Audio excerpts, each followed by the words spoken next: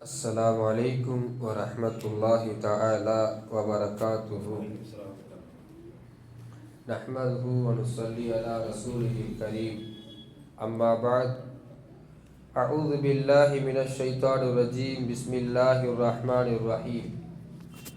يوم يفر المرء من أخيه وأمه وأبيه وصاحبته وبنيه لكل امرئ منهم يومئذ شأن يغنيه.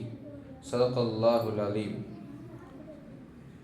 இன்றைக்கு தராவிலே ஓதப்பட்ட வசனங்களிலே 29வது ஜுஸுனுடைய பாதியிலே ஆரம்பித்து 30வது ஜுஸுனுடைய பாதியிலே நிறைவு செய்திருக்கிறோம். சூரத்துல் ஜின்னிலிருந்து சூரத்துல் காஷியா வரை இந்த திருக்குர்ஆனுடைய கடைசி பகுதிகளிலே, குறிப்பாக இன்றைக்கு ஓதப்பட்ட இந்த ஒரு ஜுஸுவிலே நம்ம ஓதின 20 ரக்காத்தில் அதிகபட்சமாக ஒரு 80% மேலே மறுமையும் மறுமை சார்ந்த விஷயங்களும் இன்னைக்கு ஓதணும். அவ்வளோ அதிகமான விஷயங்கள் மறுமை குறித்து வந்தது. சூரத்துல் கியாமா என்று கியாமத் என்ற நாளை குறித்து ஒரு சூறா இறங்கியது, அதை பற்றி வந்தது. தொடர்ந்து ஒவ்வொரு சூறாவிலும் அல்லாஹு தாலா மறுமையை குறித்து, மறுமையினுடைய நல்லோர்கள் எப்படி இருப்பார்கள், தீயோர்கள் எப்படி இருப்பார்கள், மறுமையில் என்னென்ன நடக்கும் என்று பல்வேறு செய்திகள் இன்றைக்கு ஓதப்பட்டது. அல்லாஹு ஜல்லஷானு வ தஆலா திருக்குர்ஆனிலே 6666 வசனங்கள் இருக்கிறது என்று நாம் சொல்கிறோம் அல்லவா? அந்த 6000 வசனங்களிலே சுமார் 1000க்கும் மேற்பட்ட வசனங்கள் மறுமை நாளை குறித்து சொல்கிறான். மறுமை நாள் உண்மை என்பது நம்புவது ஒரு முக்மீனுடைய அடிப்படை நம்பிக்கை. மறுமை நாளுன்றதை நம்பலைன்னா ஒரு முக்மீனா இருக்க முடியாது. மறுமை நாளுன்றது ஒரு முக்மீன் நிச்சயமாக நம்ப வேண்டும். அந்த மறுமை நாளுக்கு பல்வேறு பெயர்கள் இருக்கிறது. கியாமத்து நாள் என்று நம்ம சொல்லக்கூடிய யௌமுல் கியாமான் இருக்குது, யௌமுல் ஹஷ்ர் சூர் ஊதக்கூடிய நாள்னு இருக்குது, யௌமுல் ஃபஸ்ல் உண்மையும் பொய்யும் பிரிக்கக்கூடிய நாள். இதெல்லாம் இன்னைக்கு ஓதப்பட்டது. நிறைய விஷயங்கள் இன்றைக்கு வந்தது. அல்லாஹு ஜல்லஷானு வ தஆலா மறுமையை குறித்து நிறைய செய்திகள் சொல்லும் பொழுது ஒரு விஷயத்தை அதில் மென்ஷன் பண்ணுறான். யௌம லா யன்ஃபஉ மாலும் வலா பனூன். மறுமையினுடைய கான்செப்டில் ஒன்று என்னன்னா, அன்னைக்கு நாளில் எந்த காசும் பணமும் ஃபாய்தா இல்லை. யன்ஃபஉ லா யன்ஃபஉ பயன் இல்லை, வலா பனூன் பெத்த மகனாக இருந்தாலும் பயன் இல்லை. காசுக்கும் அங்கு வேலை இல்லை, பிள்ளைக்கும் அங்கு வேலை இல்லை. அழகாக இன்றைக்கு ஓதப்பட்ட வசனங்களிலே சூரத்து அபசாவுடைய கடைசி சில வசனங்கள்ல அல்லாஹ் தொடர்ந்து சொல்றான். யௌம யஃபிர்ருல் மர்உ மின் அஹீஹி வ உம்மிஹி வ அபி. மறுமை நாளில் நம்ம இங்கே ரொம்ப பாசமாக பழகிட்டு இருக்கிற நம்மளுடைய அம்மா இருக்கட்டும், பாப்பா இருக்கட்டும், அல்லது நம்ம கூட பிறந்த சகோதரராக இருக்கட்டும், நம்மளுடைய மனைவியாக இருக்கட்டும், பிள்ளையாக இருக்கட்டும், யாருக்குமே அங்கே வேலை இல்லை. யௌம யஃபிர்ருல் மர்உ மின் அஹீ. மறுமை நாளில் நம்முடைய சகோதரரை பார்த்தா ஓடுவானா, மனிதன் ஓடுவானா. மின் அஹீஹி வ உம்மிஹி பெத்த தாயை பார்த்து ஓடுவான், வ அபீஹி தந்தையை பார்த்து. ஏன் ஓடுவானா? ஏன்னா அன்னைக்கு அதை விட வேற மேட்ரு, பெரிய மேட்ரு இருக்குது. அல்லாஹ் சொல்லுகிறான், மின் அஹீஹி வ உம்மிஹி வ அபி வ சாஹிபத்திஹி பனி. சொந்த சகோதரரை பார்த்து ஓடுவான், சொந்த பிள்ளைய பார்த்து ஓடுவான். லிக்குல்லி இம்ரிஇம் மின்ஹும் யௌமஇதி ஷஅனு யுக்னி. ஏன்னா அன்னைக்கு அதை விட வேற ஒரு மேட்டர் இருக்குது, பெரிய விஷயம் இருக்கிறது. எங்க யாராவது பார்த்து நம்மளுடைய நன்மையை கொஞ்சம் கேட்டுருவாங்களோன்னு பயம். சொந்த அம்மா கேட்டுருவாங்களோன்னு பயம். வாப்பா எனக்கு கொஞ்சம் உன்னுடைய நன்மையை கொஞ்சம் கொடுத்துருவாப்பான்னு கேட்டுருவாங்களோன்னு பயம். அதனால மறுமையில் நம்ம நிலைமை நமக்கு தான், யாருடைய நிலைமையும் இல்லை. அம்மா செஞ்ச அமலு, அத்தா செஞ்ச அமலு அது அவருக்கு, சொந்த மகன் செஞ்ச அமலு அது அவருக்கு, நம்ம செஞ்சது மட்டும்தான் நமக்கு. அதை தான் அல்லாஹு தஆலா திருக்குர்ஆனிலே சொல்கிறான். லிக்குல்லி இம்ரிஇம் மின்ஹும் யௌமஇதி ஷஅனு யுக்னி வுஜூஹு யௌமஇதி முஸ்ஃபிரா. சில முகங்கள் இருக்கிறது, முஸ்ஃபிரா பிரகாசமா இருக்கும், வாஹிகத்தம் முஸ்தபஷிரா சிரிச்ச முகமா சந்தோஷமா இருப்பாங்க. அடுத்த வசனத்துல சொல்றான், வுஜூஹு யௌமஇதின் அலைஹா கபரா. சில முகங்கள் இருக்கும் புழுதி படைந்து இருக்கும், தூசி படைந்து இருக்கும், கருமையா இருக்கும். உலாய்க ஹுமுல் கஃபரத்துல் ஃபஜரா. அந்த வசனங்கள் அப்படியே தொடர்ந்து சொல்லிக்கிட்டே வரான். நல்லவர்களை பற்றி சொல்லும் பொழுது அவர்களுடைய முகம் பிரகாசமா இருக்கும், சிரித்த வண்ணமாக இருப்பார்கள். தீவர்களை பற்றி சொல்லும் பொழுது அவர்களுடைய முகம் புழுதி படிந்து இருளாக இருக்கும். இருளா இருக்குன்னா கருப்பு இல்லை அர்த்தம் இல்லை. இருளுன்றது கருப்பு அர்த்தம் இல்லை. வெள்ளையா இருந்தாலும் கருப்பா இருந்தாலும் அது அங்க கணக்கு இல்லை. அல்லாஹுடைய விஷயத்திலே முகம் இருளாக இருக்கும் என்று அல்லாஹு தாலா அந்த சூரத்து அபசாவுடைய விஷயத்திலே கடைசி நிலைமைகளை இப்படி சொல்கிறான். மறுமையினுடைய விஷயத்தை பொறுத்தவரை 2 வரியில சொல்லணும்னா, நல்லவர்கள் தப்பித்து விடுவார்கள், தீயோர்கள் அங்க சிக்கி விடுவார்கள். இதுதான் மறுமையினுடைய கான்செப்ட். மறுமையில ஒரு 4 விஷயம் நடக்கும். சுருக்கமா சொல்லணும்னா 4 விஷயம் நடக்கும். முதல் விஷயம் சூர் ஊதப்படும். நம்ம பூமியில இருக்கும் பொழுது கடைசியா சூர் ஊதும். 2 சூர். முதல் சூர் ஊதும் பொழுது அதுக்குன்னு ஒரு மலக்கு இருப்பார், ஃபேமஸான மலக்கு. அவர் இஸ்ராஃபில் அலைஹிஸ்ஸலாம். அல்லாஹ்வை பார்த்துக்கிட்டே இருப்பார். அவருடைய வேலையை அவ்வளவுதான். ஒவ்வொரு மலக்குக்கும் ஒரு டிபார்ட்மெண்ட். ஜிப்ரீல் அலைஹிஸ்ஸலாம் வானவர்களுடைய தலைவராக இருக்கக்கூடிய ஜிப்ரீல் அலைஹிஸ்ஸலாம் அவர்கள் வஹியை கொண்டு வர்றது டிபார்ட்மெண்ட். மீகாயில் அலைஹிஸ்ஸலாம் அவர்களுக்கு நமக்கு கொடுக்க வேண்டிய ரிசுக்கு. இப்போ இங்க மழை பெய்யுதா, எங்க மழை பெய்யுது, அது அவருடைய டிபார்ட்மெண்ட். மழை ரிசுக்கு எல்லாம் அவருடைய டிபார்ட்மெண்ட். இஸ்ராயில் அலைஹிஸ்ஸலாமுக்கு தெரியும் உயிரை வாங்குறது. அப்போ ஒவ்வொரு மலக்குக்கும் ஒவ்வொரு டிபார்ட்மெண்ட் அல்லாஹ் கொடுத்துருக்கிறான். இஸ்ராஃபில் அலைஹிஸ்ஸலாமுக்கு ஒரே ஒரு வேலை தான், 2 சூர் ஊதணும். அல்லாஹ்வுடைய உத்தரவுக்காக வெயிட் பண்ணிக்கிட்டே இருப்பார். வேற ஒரு வேலை இல்லை. அல்லாஹ்வுடைய உத்தரவுக்காக வெயிட் பண்ணிக்கிட்டே இருப்பாரு. அல்லாஹ் உத்தரவு கொடுத்துட்டா சூர் ஊதுவார். அந்த சூர் ஊதி விட்டா எதுவுமே உலகத்துல இருக்காது. குல்லும் மன் அலைஹா ஃபான். சூரத்து ரஹ்மான் அல்லாஹ் சொல்றான் அல்லவா, எதுவுமே தப்பாது. இல்லா வஜ்ஹு ரப்பிக துல் ஜலாலி வல் இக்ராம். அல்லாஹ் மட்டும்தான் இருப்பான். 2 ஃபேமஸான சூரு. ஒன்று ஃபர்ஸ்ட் என்ன பண்ணுவாருன்னா சூர் ஊதுவார். சூர் ஊதுனதுக்கு அப்புறம் அல்லாவும் சூர் ஊதுன அவர் மட்டும் இருப்பார். அதுக்கப்புறம் அல்லாஹ் அவரையும் மௌத்தாக்கிடுவான். கொஞ்ச நாட்கள் வருடங்கள் கழிக்கும்.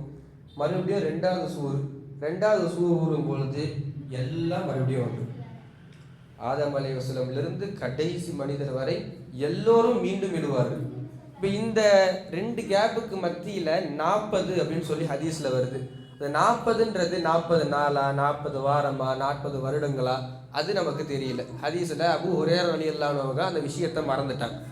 முதல் விஷயம் இந்த 2 சூறுகள் இருக்கிறது. 2வது அல்லாஹு தாலா நம்மளை எழுப்புவது. எழுப்புறது இருக்குதுல்ல, கமா பதஅக்கும் தஊதூன் அப்படின்னு வருது. கமா பதஅக்கும் தஊதுன்னா நம்ம இதுக்கு முன்னாடி எப்படி இருந்தோமோ அதே மாதிரி மீட்டப்படுவோம். அதுக்கு என்ன அர்த்தம்னா, பிறந்த மேனியாக மறுமையில் எழுப்பப்படுவார்கள். மறுமையில் ஆடை இல்லை, செருப்பு இல்லை, எந்த ட்ரெஸ் எதுவுமே இல்லை. மறுமையில் பிறந்த மேனியாக எழுப்பப்படுவாங்க. ஆயிஷா அம்மா இருக்காங்களா, நபி ஸல்லல்லாஹு அலைஹி வஸல்லமுடைய மனைவியான ஆயிஷா ரலியல்லாஹு அன்ஹா அதிகமாக கேள்வி கேட்பாங்க. மற்றவங்கெல்லாம் இப்போ இந்த ஹதீஸை, இந்த விஷயத்தை நான் சொன்னோம்ல, மறுமையில் ஆடை இல்லாமல் எழுப்பப்படுவாங்கன்ட்டு. இப்போ நம்ம வேற ஏதாச்சும் யோசிச்சுட்டு இருப்போம் அது எப்படின்னு. ஆயிஷா அம்மா என்ன பண்ணுவாங்க, உடனே கேட்டுருவாங்க, சட்டுன்னு கேட்டுருவாங்க ரசூலுல்லாஹி ஸல்லல்லாஹு அலைஹி வஸல்லம் கிட்ட, நாயகமே அது எப்படி ஒருத்தவங்க இன்னொருத்தவங்களை பார்க்குற மாதிரி சூழ்நிலை ஏற்படுமே, மறுமையில் அது எப்படி சாத்தியமா, அல்லது என்ன நிலைமை அப்படின்ற மாதிரி ஒரு மாதிரி கேட்குறாங்க. உடனே கேட்டுடுறாங்க, யா ரசூலல்லாஹ் அர் ரிஜாலு வன் நிசாஉ யன்துரு பஅதுஹும் இலா பஅத். ஆண்களும் பெண்களும் பார்த்து கொள்ளக்கூடிய ஒரு சூழ்நிலை ஏற்படுமேன்னு கேட்குறாங்க. அப்போ ரசூலுல்லாஹி ஸல்லல்லாஹு அலைஹி வஸல்லம் சொல்றாங்க, அல் அம்ரு அஷத்து மின் ஐயம்புர பஅதுஹும் இலா பஅத். மறுமை நாள்ல ஒருத்தரை இன்னொருத்தரை விட பார்க்கறதை விட வேற மேட்ரு இருக்குது. சில நேரங்கள்ல ஒரு வீட்டில் மௌத்தா இருந்தாலோ அல்லது ரொம்ப சீரியஸான நிலைமையில் ஒருத்தவங்களுக்கு ஆப்ரேஷனுக்காக நம்ம ஹாஸ்பிட்டலில் இருக்கிறோம், ஹாஸ்பிட்டலுக்காக அலைகிறோம், போயிட்டு வந்துட்டு இருக்கிறோம். அப்போ அந்த நிலைமையில் இருக்கும் பொழுது தெரிஞ்சவங்க யாராச்சும் இருந்தாலும் நம்ம கண்ணுக்கு தெரியாது, இல்லது என்ன அங்கே நடக்குதுன்றது நமக்கு தெரியாது. அந்த மாதிரி மறுமையில் ஆடை இல்லாமல் இருக்கிறது நமக்கு சிந்தனையிலே இருக்காது. ஏன்னா ரசூலுல்லாஹி ஸல்லல்லாஹு அலைஹி வஸல்லம் சொல்றாங்க, அதை விட கடுமையான ஒரு விஷயம் அங்கே இருக்குது. எல்லாருடைய நிலைமையும் என்ன, அடுத்து நம்மள அல்லாஹ் கூட்டுருவானோ, நம்ம செஞ்ச தப்பெல்லாம் வெளியே தெரிஞ்சிருமோ, அல்லாஹ் நமக்கு எந்த தண்டனை கொடுப்பானோ, அந்த சிந்தனையில இருக்கிறதுனால அடுத்தவங்க கிட்ட நம்ம பார்வையே போவாது. இதை ரசூலுல்லாஹி ஸல்லல்லாஹு அலைஹி வஸல்லம் அவர்கள் கூறுகிறார்கள். மூணாவது இருக்குது, அதுதான் விசாரணை. فَسَوْفَ يُحَاسَبُ حِسَابًا يَسِيرًا وَيَنْقَلِبُ إِلَى أَهْلِهِ مَسْرُورًا. சிலருக்கு அல்லாஹ் தஆலா லேசா கேள்வி கேட்டுருவோம். ஐஷா அம்மா மறுபடியும் கேட்குறாங்க, அது என்ன லேசான கேள்வி? லேசான கேள்வி என்ன, கடுமையான கேள்வி என்ன? அப்போ பெருமானார் ஸல்லல்லாஹு அலைஹி வஸல்லம் சொல்கிறாங்க, அல்லாஹ் கேள்வின்னு கேட்க ஆரம்பிச்சிட்டாலே யாரும் தப்ப மாட்டோம், அது கடுமையாக தான் இருக்கும். லேசான கேள்வினா என்னன்னா, சிலருக்கு அல்லாஹ் என்ன பண்ணுவானா, இந்த செஞ்ச பாவத்தை எல்லாம் காமிச்சிருப்பான். நீங்கள் அன்றைக்கி அதை செஞ்சது, இது செஞ்சது, சினிமாவுக்கு போனது, அது பண்ணது, பாட்டு பாடினது, சின்ன வயசில் திருடினது, அது எல்லாத்தையும் காமிச்சிருவோம். காமிச்சிட்டு சரி இப்போ மன்னிச்சிட்டோம் போ, கேள்வி இல்லை. இதுதான் லேசான கேள்விக்கான அர்த்தம். சிலரை நோண்ட ஆரம்பிச்சிருவான், நோண்ட ஆரம்பித்தாலே முடிஞ்சிருச்சு, கேள்வி கேட்க ஆரம்பித்தாலே அது முடிந்து விட்டது. வமைன் நூஷிக்கல் ஹிசாப ஹலக, யார் ஒருவர் கேள்வி கேட்பதற்கு தொடங்கப்படுகிறாரோ, நோண்டப்படுகிறாரோ, ஹலக்க, அவன் அழிஞ்சான், தொலைஞ்சான்னு அர்த்தம். அப்போ லேசான கேள்வி கணக்கு சிலருக்கு இருக்கிறது, கடுமையான கேள்வி கணக்கு சிலருக்கு இருக்கிறது. அந்த கேள்வி கணக்கு நம்மளுடைய அமல்களை வைத்திருக்குது. 3 முடிஞ்சிருச்சு, கடைசியா ஃபைனல் ஸ்டேஜ். முதல்ல சூர் ஊதப்படும், அதுக்கப்புறம் எழுப்பப்படும், 3வது விசாரணை கேள்வி கணக்கு, 4வது ரிசல்ட் கொடுக்கறது அமல் நாமா. ஆமல் நாமா இருக்குதுல்ல, யாருக்கு வலது கணத்தில் கொடுக்கப்படுகிறதோ சொர்க்கம், இடது கணத்தில் கொடுக்கப்படுகிறது நரகம். இது எல்லாமே இன்னைக்கு வந்துச்சு. யாருக்கு வலது கரம், யமீனிஹி ஓ ஷிமாலிஹி, இதெல்லாம் வந்துச்சு. சிலருக்கு அல்லாஹு தஆலா வலது கரத்தில் கொடுத்துருவான். கொடுத்துட்டா அவங்க செம்ம சந்தோஷத்தில், ஹா முக்ரவு கிதாபியா, என் கிதாபை பாருங்க, என்னுடைய புத்தகத்தை பாருங்க, அல்லாஹ் எனக்கு வலது கரத்தில் கொடுத்துட்டான்னு சந்தோஷத்தில் இருப்பாங்க. சிலருக்கு அல்லாஹ் இடது கரத்தில் கொடுக்கும் பொழுது ஃபயகூலு யா லைத்தனி லம் ஊத கிதாபியா, எனக்கு இந்த கிதாபை கொடுக்காம இருந்திருக்கலாம், என்னுடைய ரிசல்ட் எனக்கு வராமையே இருந்திருக்கலாம், வந்ததுனால தான் அவன் இப்படி ஆயிடுச்சுன்னு புலம்புவாங்க. சிலருக்கு அல்லாஹு தஆலா சிலருக்கு இடது கரத்தில் கொடுப்பான் அப்படின்னும் இன்னைக்கு ஓதுன வருஷத்துல வந்துச்சு. சிலருக்கு முதுகுக்கு பின்னாடி கொடுப்பானும் வந்துச்சு. அது என்ன முதுகுக்கு பின்னாடினா, இந்த இடது கரத்தை வளைச்சி முதுகுல வச்சு இங்க கொடுப்பான் அப்படின்னு வருது. எனவே வலது கரத்திலே கொடுக்கப்பட்டவர்கள் தப்பித்து விட்டார்கள், இடது கரத்திலே கொடுக்கப்பட்டவர்களை அல்லாஹு ஜல்ல ஷானு வ தஆலா நரகத்துக்கு போயிடுவாங்க. இதுதான் லாஸ்ட்டு. இந்த 4 விஷயங்கள் தான் மறுமையினுடைய விஷயங்கள். இந்த கான்செப்ட் முழுக்க என்ன சொல்லுதுன்னா, நம்ம செய்கிற அமல் தான் நமக்கு. அதுதான் யௌம யஃபிருல் மர்உ மின் அஹீஹி வ உம்மி, நம்மளுடைய அத்தாவாக இருந்தாலும் சரி, அம்மாவாக இருந்தாலும் சரி, துனியாவில் இருப்பாங்க, அவ்வளோதான். மறுமையில் அவங்க யாருமே நமக்கு பயன் தர மாட்டாங்க. இன்னைக்கு ஓதனப்பட்ட வசனத்துல ஒரு வார்த்தை வந்துச்சு, ஃபமா தன்ஃபஉஹும் ஷஃபாஅத்து ஷாஃபிஈன், சிபாரிசு செய்வனுடைய சிபாரிசு இதெல்லாம் அங்கே ஏற்றுக்கொள்ளப்படாது. முக்கியமான ஒரு சில அல்லாஹ்வுடைய நல்லடியார்களுடைய ஷஃபாஅத் மட்டும்தான் கிடைக்கும். அதுவும் அதற்கான சில விஷயங்களை செஞ்சிருக்கணும். ரசூலுல்லாஹ்வுடைய ஷஃபாஅத் வேணும்னா அதுக்கான பாங்கு சொன்னதுக்கு அப்புறம் அல்லாஹும்ம ரப்ப ஹாதி தாவாதி தாமா, இந்த துவா இருக்குது. இந்த மாதிரி நிறைய சில விஷயங்கள் இருக்குது. அதெல்லாம் செஞ்சிருந்தால் அதற்கான பயன் இருக்கும். இல்லைன்ற பொழுது நம்முடைய அமல் மட்டும்தான் நம்மளை துனியாவில் காப்பாற்றும். எனவே நம்முடைய அமல்களை அதிகப்படுத்தி கொள்ள வேண்டும். அவங்க தருவாங்க, இவங்க தருவாங்கன்றது இது துனியாவில் தான். மறுமையில் நம்முடைய அமல் தான் நமக்கு. அல்லாஹ் ஜல்ல ஷானஹு வ தஆலா நம்முடைய அமல்களை அதிகப்படுத்துவானாக. மறுமையினுடைய சிந்தனையை நம்முடைய உள்ளத்திலே அதிகமாக தருவானாக. ஆமீன். வ ஆகிரு தஅவானா அனில் ஹம்துலில்லாஹி ரப்பில் ஆலமீன். அஸ்ஸலாமு அலைக்கும் வ ரஹ்மத்துல்லாஹி வ பரகாத்துஹு.